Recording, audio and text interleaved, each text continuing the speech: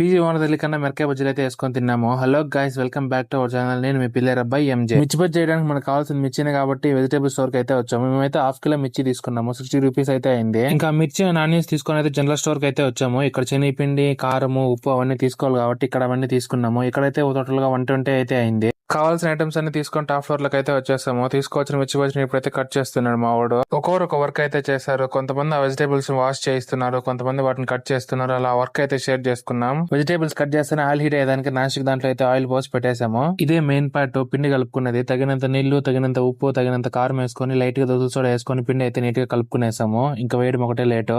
Oil అయితే full గా heat అయిపోయింది. ఇంకా మా వాడు అయితే మిర్చి బజ్జీ చేయడం అయితే స్టార్ట్ చేశాడు.